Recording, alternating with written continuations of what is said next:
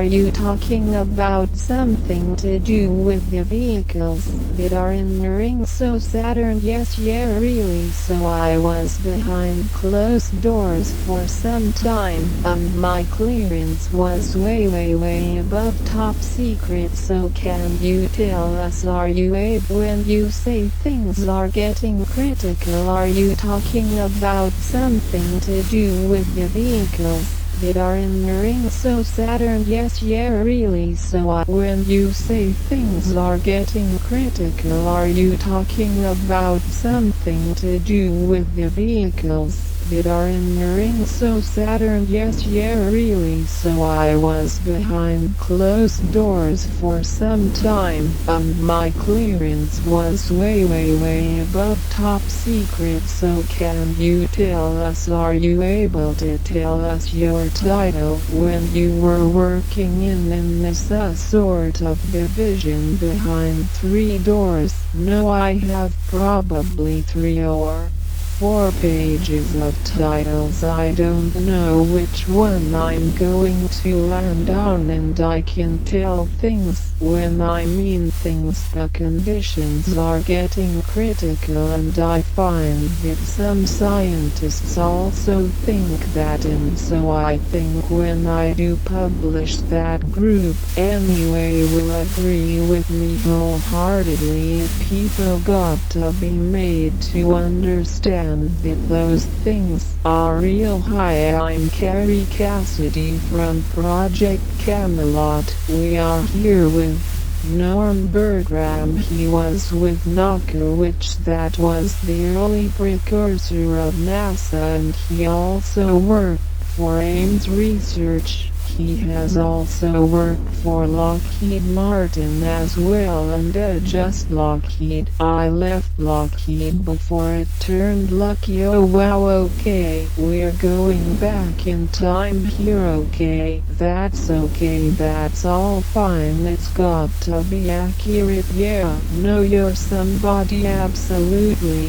He was an employee at Lucky. Yes, okay, before it was Lockheed Martin, and he has written a book called The Ringmakers of Saturn, which is why we're here. And let's see, it looks like you've got another book here to write. It was a precursor, a very early one. Okay, I'm going to show these to the camera so that we can make sure to get them. I have not read your book, Ringmakers of Saturn. I'm hoping to get a copy and read the book because I have heard it's fabulous, and I apologize for that. It was a little pricey for summer. Well, you better get it before it goes up further. Yeah, it has actually become something of a collector's item, but and when I publish the next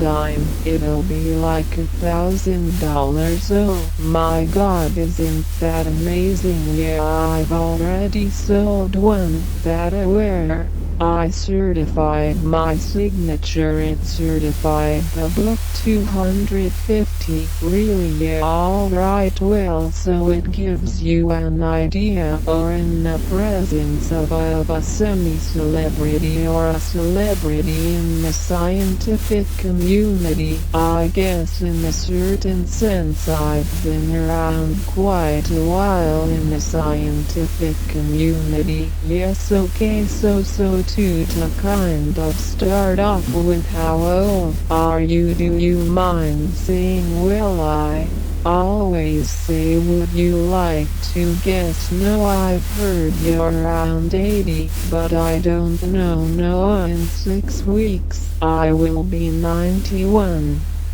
Oh my god, wow, and my specialist says I think you can make 100. Well, you are amazing because you look great, and I had no idea you were that old. Yep, I work as hard now as I ever did. Well, I don't have enough hours in the day for me. Awesome, and I'm making a change where I'm going to be able to hit more more time for me, and so it's a very significant thing. I won't be here the next time you come here. Oh, you won't know. I'll be hidden somewhere else. Oh, hidden in an underground base. Great doing. It's just a very nice place, but this I will not be easy to get to. Wow, yeah, I might had my stuff stolen. Here have you. Yeah, so I'm going in for you don't know where I am. Incredible. Okay, well,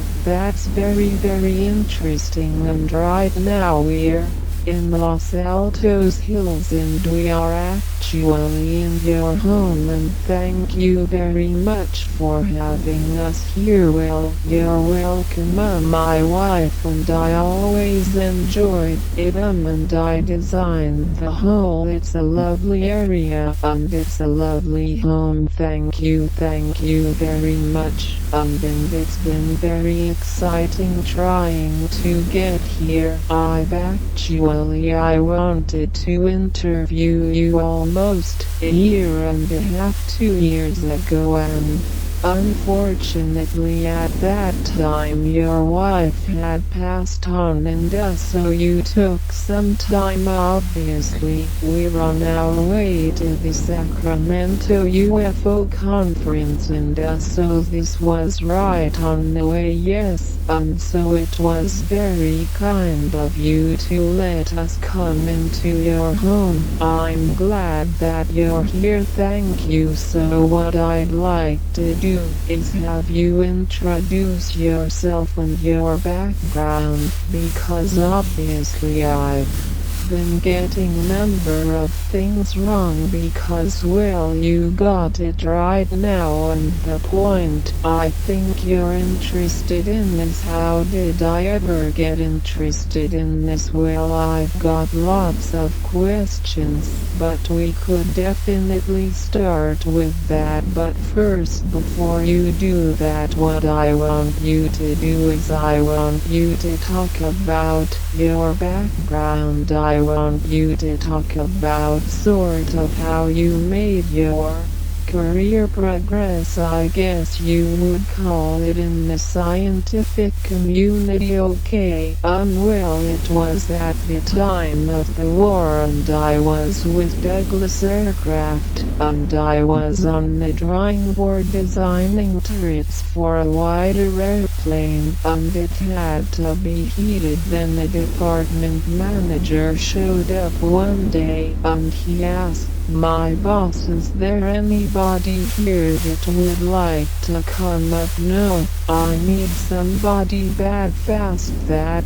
That's essentially what I wanted to. And he said, yeah, check with Norm. And I'd heard so much great things about being up in. When you say things like Voyager 1 and Voyager 2 data that I inspected, when you say things like, I was so impressed with how simple it was to fix this that I became one of his favorite guys. Okay, so at that point you're working a little more, and when you say the missile area, but was that it was still, I mean, we're still talking about here on Earth, right? Yes. So how did you make that transition to looking at no problem?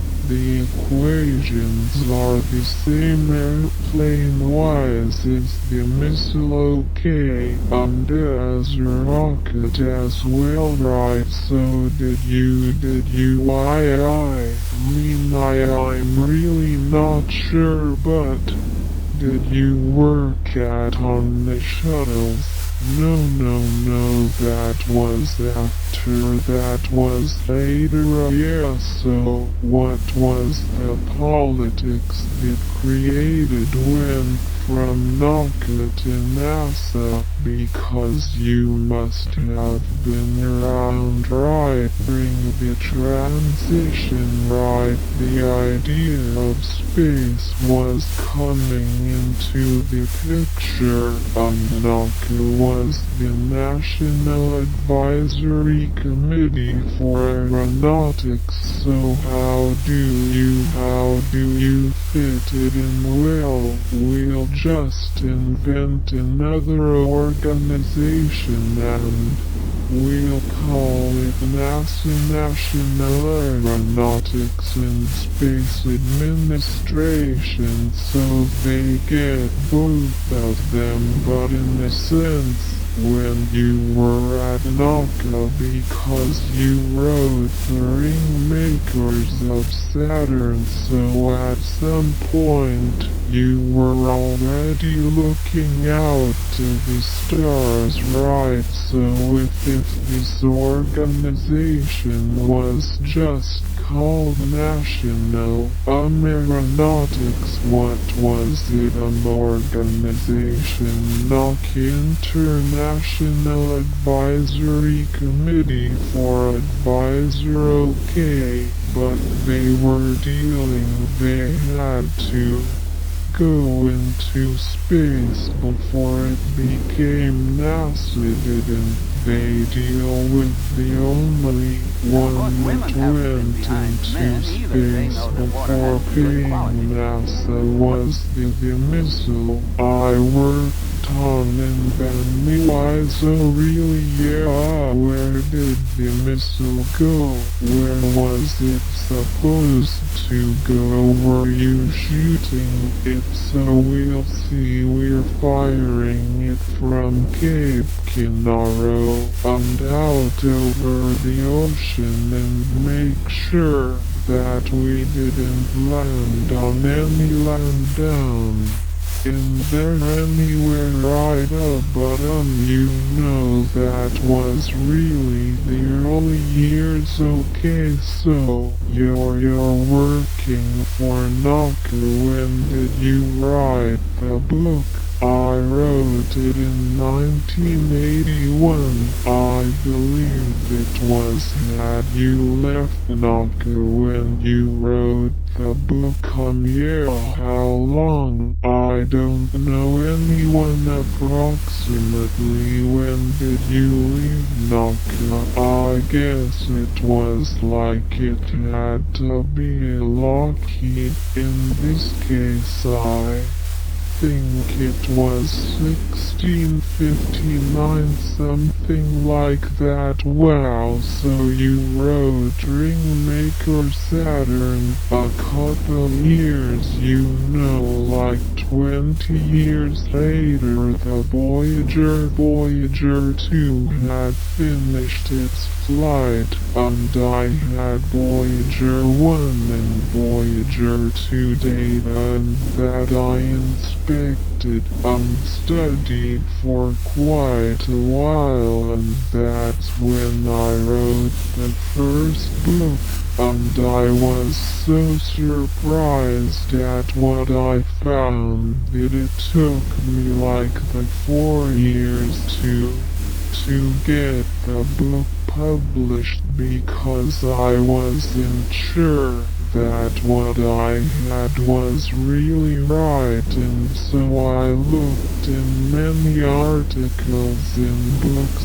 You see, oh yeah, this sort of fits what they're talking about. They're okay, you're okay, so publish it. And so the book came out in 1985. Okay, and that's the Ringmakers, that's the reason, but the other one is one that's 1971. I had left Lockheed at that point, so I was down at Santa Cruz on vacation, and one day I spotted a real bright light in the distance, and at first I thought it was a helicopter with the sun shining on the windshield. I was aiming in the direction of the sun being from my back, and I was looking forward to look at this bright image, and finally I decided, hey, that windshield couldn't shimmer like that, and I ran and got my camera and then shot some pictures up. That was really a convincing time for me. So was that a UFO, what we call a UFO? You know, when it comes to calling things UFO, I part ways with people. Okay, what would you call it? It's an IFO, because I named it. Okay, well, did we build it? Do you what did we build it? Did who built it? The craft? I don't know who built it, but what I found out is these things inhabit Saturn. That's where I first discovered them, and they're proliferating. They're now Uranus and Jupiter, wherever you see some rings now. Why, that's one of these. You see the craft? Yeah, I call it a ring maker. Okay, you call it a ring maker. Yeah, and I say it's electromagnetic because I could identify a streamline patterns with respect to it that I knew were what we call potential lines, and that it says it was electrical. Interesting. Well, so the craft that you saw in Santa Cruz was the first sort of precursor of your kind of giving you a heads up. Is that right? Yeah, and then for this book I believe it was simply a picture taken out over these mountains. The object was over the ocean, but it was very bright, exceptionally bright. And so did you look at the sky with a telescope, or were you looking at the sky with just your naked eye? Just naked, but you saw these objects. Did you talk to anyone about that? No, you didn't know, and you just decided to write your book. Yeah, there were 26 copies of those. I don't know where the other 25 are. You're kidding. Yeah, you wrote 26 copies of this book. Yeah, it was how many were printed in there as well. This is really a collector's item. Then yeah, that's it. I think you find one. Why, I'd like to get it myself. Okay, that's fascinating. This is interesting. Yeah, that's where I got the idea that there were streamers from these objects, and I couldn't have drawn that. Okay, I see. What do you mean by streamers? Well, you see those. Yes, I mean exactly Actually, it looks like art, yeah, but yeah, I call those streams, what do I mean? Do you know what that is? I can tell you what in our physical terms they would call that pinched plasma. Wow, and it means it's hot because it's plasma. I see, and because of certain speed and all this kind of stuff, it comes out pinched. You know, it's a certain condition. When I saw it, it was though on the top of the cylindrical object. The color of those streamers was what I call a nauseating chartreuse. Really, yes, it was really the most nauseous chartreuse I have ever seen. The closest color that would match it is chlorine, so you see these plasma sort of coming off the object, and this is with your naked eye. Yeah, okay, so I mean you must have a very unique way of looking at craft. Obviously, I can't say that was completely the case. I did get my binoculars by this time, okay? That was helpful, okay? And you filmed it as well, did you see? Well, just stop. You know you have some stills. Are there stills in this book? Oh well, of course, the ring major in Saturn is all government shots. They are stills, and these are still so banana of your own only tomorrow technology. They are mine, no, are they okay? Interesting, so at this point, you're talking about having been in Santa Cruz and seeing a craft inspiring to write the first book, I guess, and that was about what you said, 1979 or 71, and then what happened after you wrote the first book? What was the reception to that? People would take it and I'd never get it back at Lunatic. I'd never get it back on. They just disappeared fast. I see what kind of people would take it. I mean, were they other scientists? Yeah, by and large, were they employees of NASA at that time?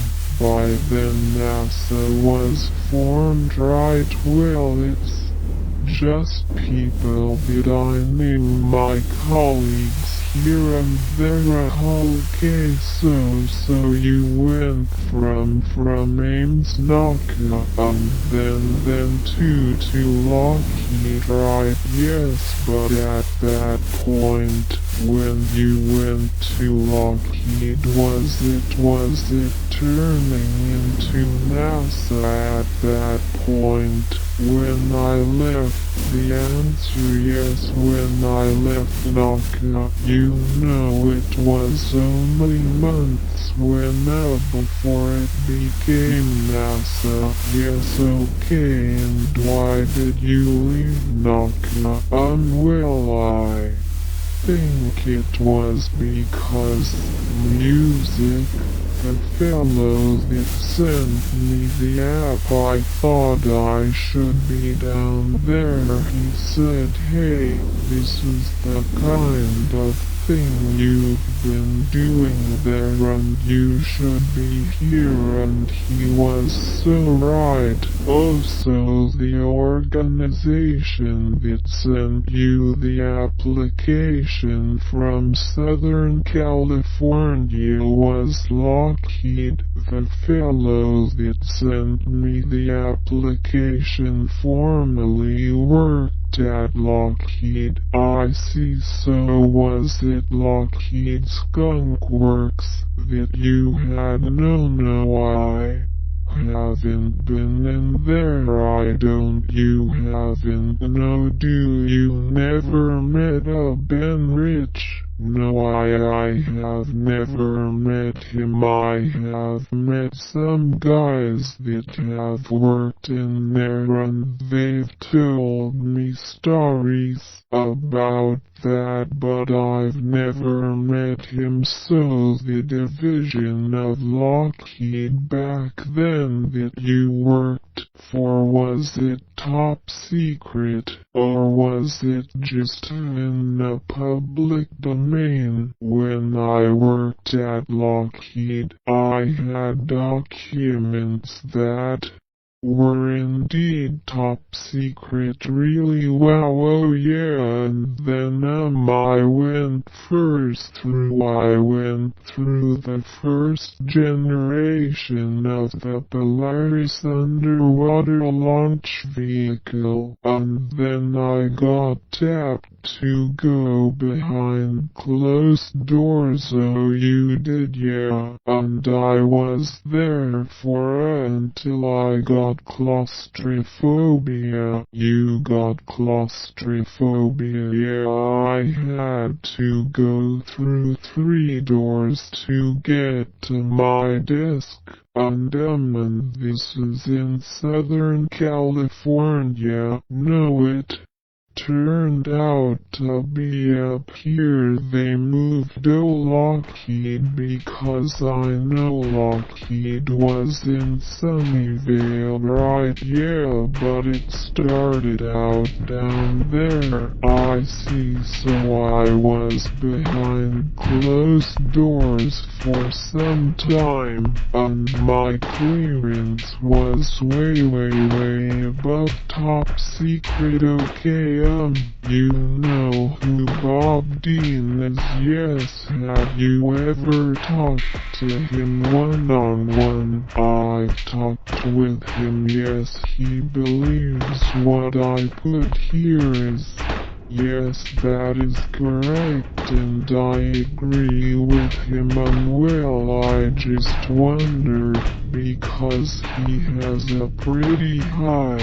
He had a pretty high above top secret clearance at one time, was above the President of the United States. So was it okay? And so were you working in an underground base up here at that time? No, it was just a place that you would know how to get to. Really, I wouldn't know how to get to it. You know it's it. If you stumble around enough, you can find it, but you weren't all that big a deal. But so were you? Was this the kind of thing where you signed the non-disclosure? You say you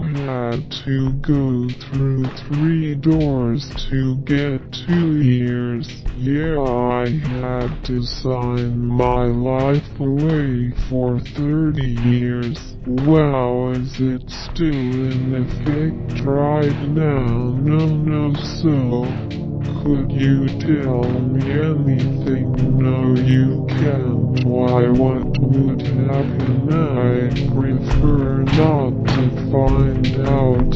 Okay, alright, well, let me ask you why I know we're kind of jumping around here, but you're certain certainly piquing my curiosity about some of these things. So were you over was lucky over by Moffett Field during those days? Yep, okay, that was pretty fast. Yes, okay, I was born at Moffett Field Hospital. Yeah, I was there was were you there at the time when the making went down? And what the making the Zeppelin, the original? Oh, I don't know. I mean, I was very young. Okay, alright, so there was a dirigible that went down in one field. You know it, in that housing that is being stripped off of the top of it now. The hangar has a lot of history. Yeah, so did you ever see any UFOs out there now? Let's go back on this and get it. I'm sorry, okay, yeah, because call them you see when you say unidentified flying object. You're absolutely right. You can't go anywhere with that, okay? The only reason I see that people like UFOs is for that very reason, so I can keep in business all the time because it's unresolvable, okay? No, that's like you've identified, but when you resolve something, you know, okay? But if you were in above top secret, let's say you might have seen some craft in those hangars, is that right? It was my first clue that there was something in space. It was different, okay? I was handed one day a set of data. The guy that gave it to me said nobody else around here has ever been able to get anything out of these data, and if anybody can, you can.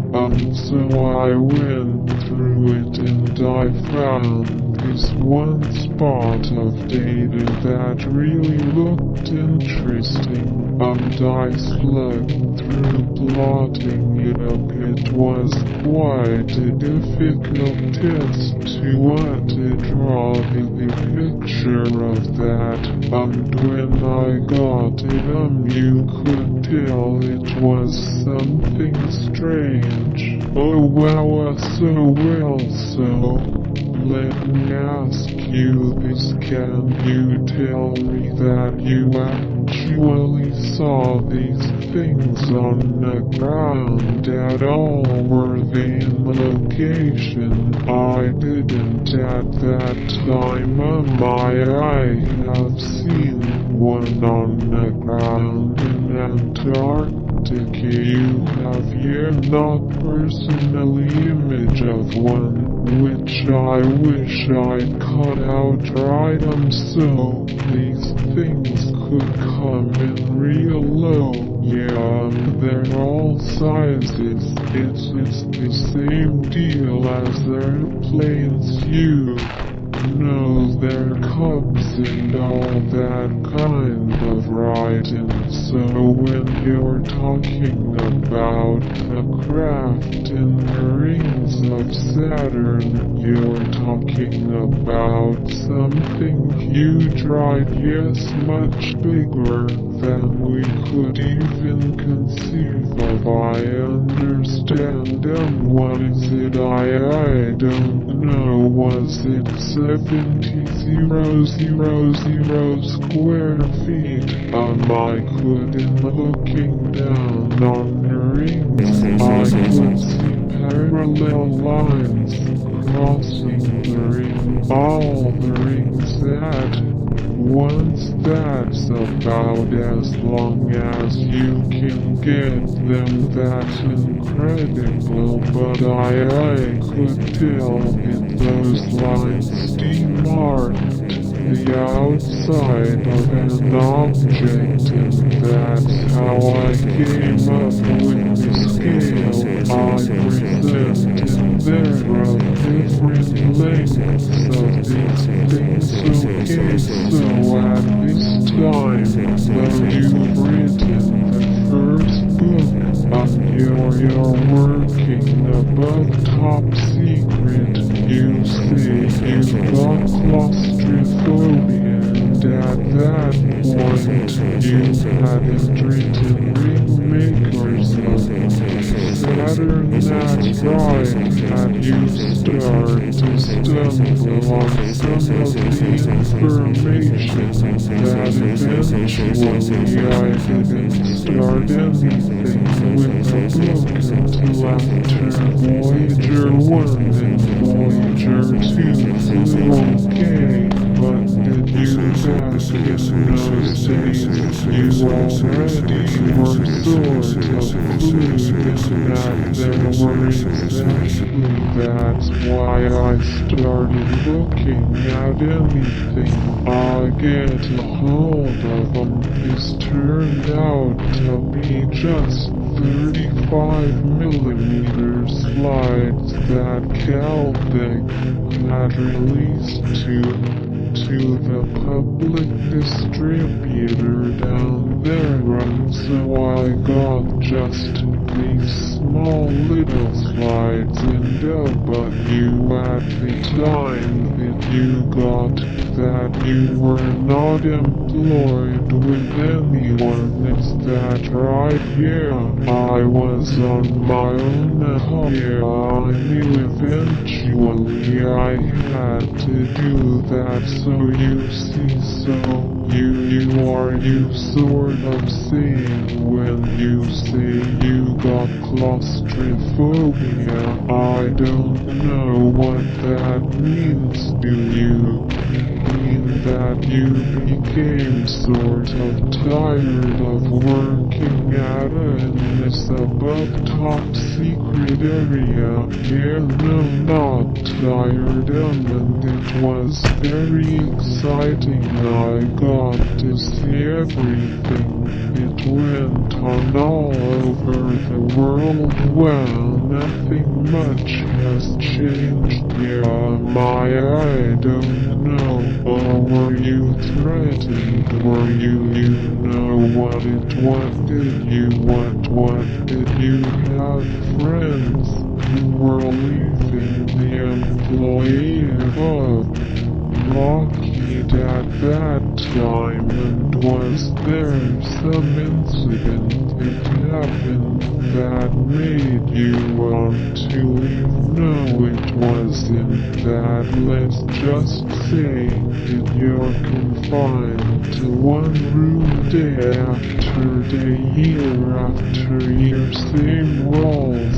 That's claustrophobia, I see, but I knew that, hey, there's something going on out there, and see if you can find it. And also, in other words, on a certain level, you wanted to go beyond the confines of what you were studying. Yes, sure, and I made myself a policy. It's got to be all government images, no shots by me or any other person, okay? Because what happens is that if you say, oh, let's say I took the picture, what film did you use, what shutter did you use, that is never questioned when you have a government picture, okay? But have you heard that NASA alters their footage coming from the moonlit februari? I know some of the things they do with it, yeah, okay, so even their footage is not always dependable, right? Although I guess it's dependable to begin with, it's just that they start altering it later on. I have been told by a very reliable source.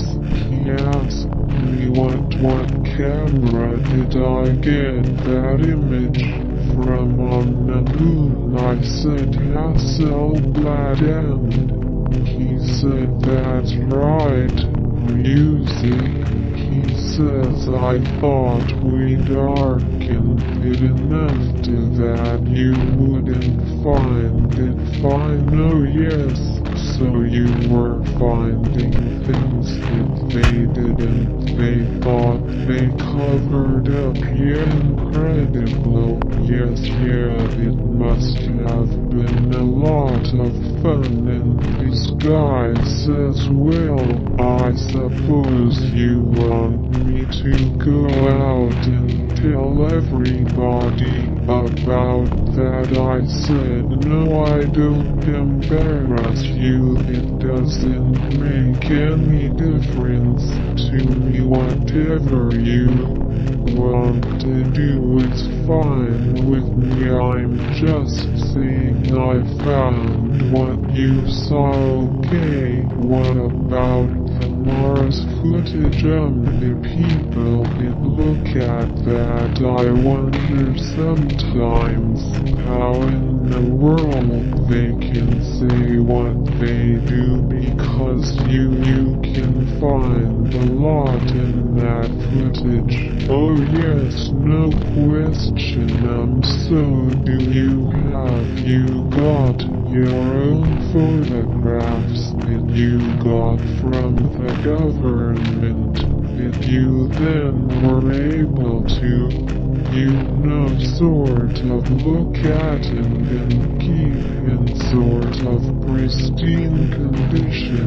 I'll tell you at this juncture, I don't know what I have. I finally went put it in a vault.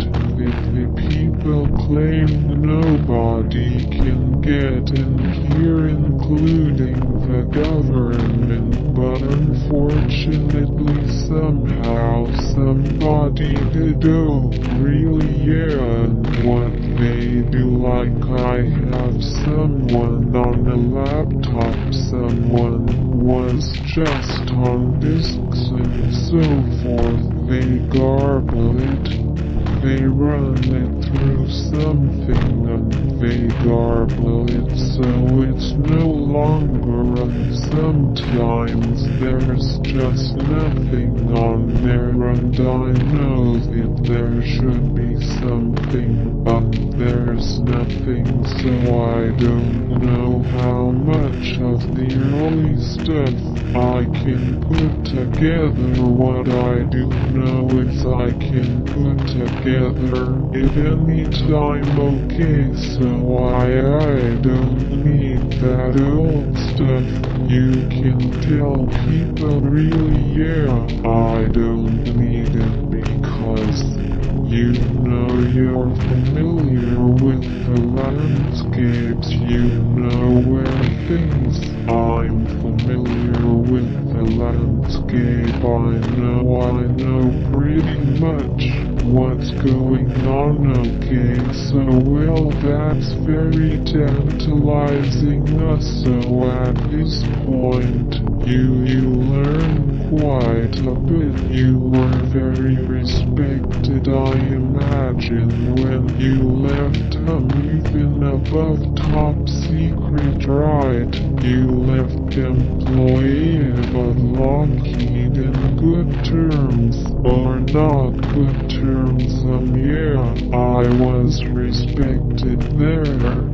Was it time when on a Polaris vehicle, that when the missile was fired off it didn't light up, it came back down and hit the submarine, and I said it was the